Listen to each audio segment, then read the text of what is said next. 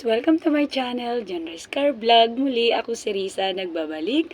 At ang topic natin ngayon ay paano kung hindi pa ma-reach ang 4K public watch hour.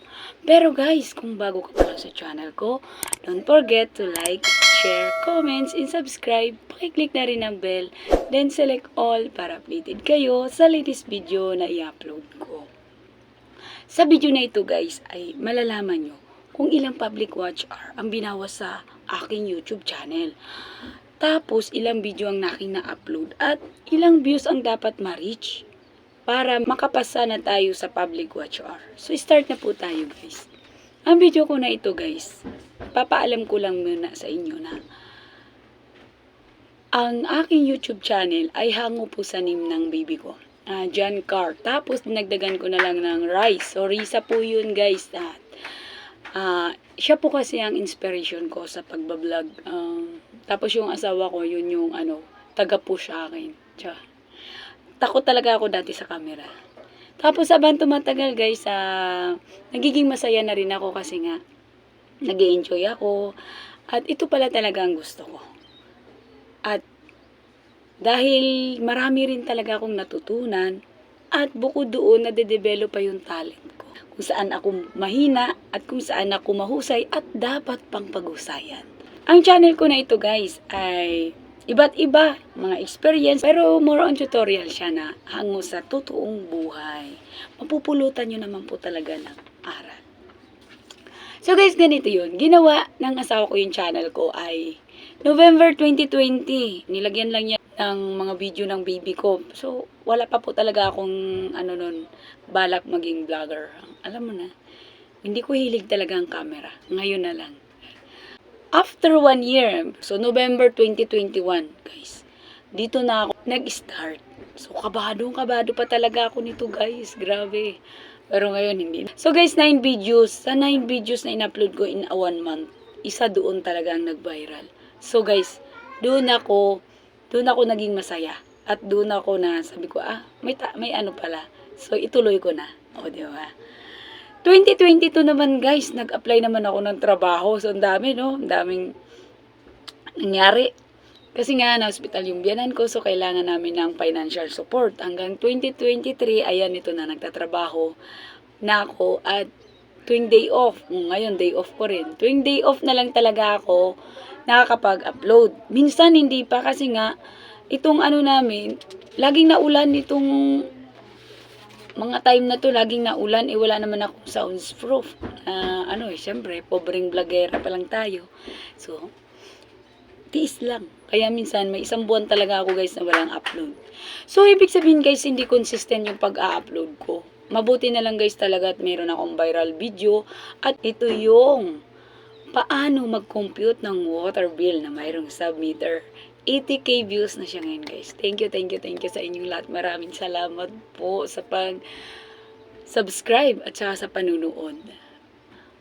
Tapos guys, ito na. Ang channel ko ngayon guys, as of now, ay mayroon na po itong 56 na videos at 10 na short na video. So total is 66, sinama na rin kasi, di ba? Ang subscriber ko naman ay 1,566. Wow. Ganoon mo guys, nagsasubscribe kayo. Thank you talaga. Pasado na ako sa subscriber. Tapos guys, ang aking public watch hour, etong malungkot 3,700 na. Pero nung August, doon ako hanggang September 20. Ayun, binawasan ako guys. Ayun, dito siya nagbawas. 3,700 na yun, naging 3,493. Tapos, nung nag-upload ako ulit nitong September, naging 3,503 na siya. So, umuunti. Kaya nakakalungkot lang kasi 3,700 na guys. Malapit ko na talaga ng 4,000 public watch hour. Pero bago nun guys, yung aking buong channel, umabot na siya ng 120,000, kabuuhan na, 1,000 views. So, kung tutusin, di ba? Na ako, monetize na sana, Kasi, public watch hour na lang talaga ang kulang, Di ba? Sana tulungan nyo ako, guys, na ma-reach ko yun, So, ito naman guys, mag-computer naman tayo. Ilang views ba ang kailangan pa sa 4,000 public watch hour?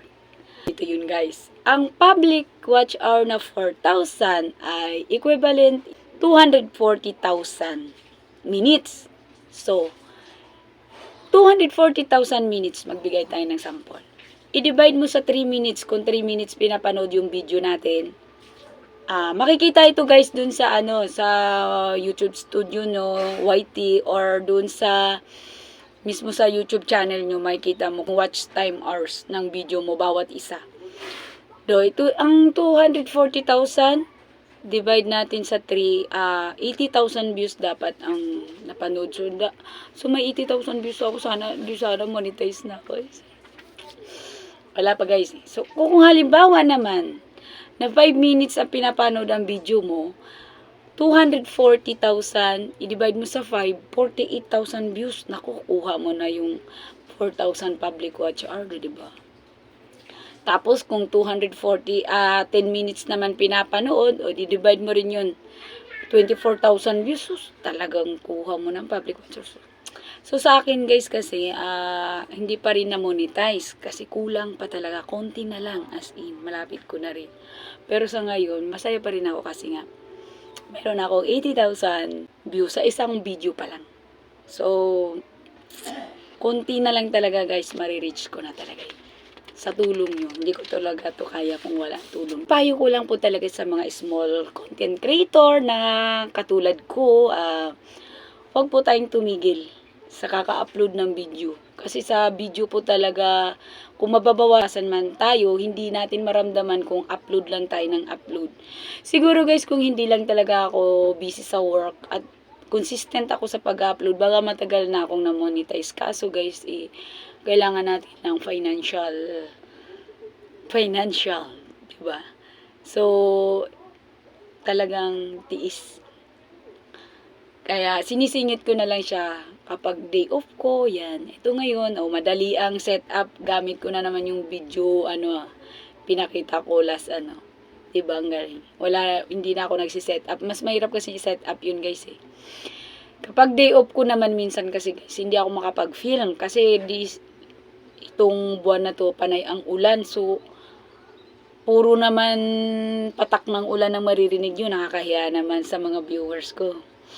So, sana guys may natutunan kayo sa video na ito. Don't forget to like, share, comments, and subscribe. Pakiclick na rin ng bell, then select all para updated kayo sa latest video na i-upload ko.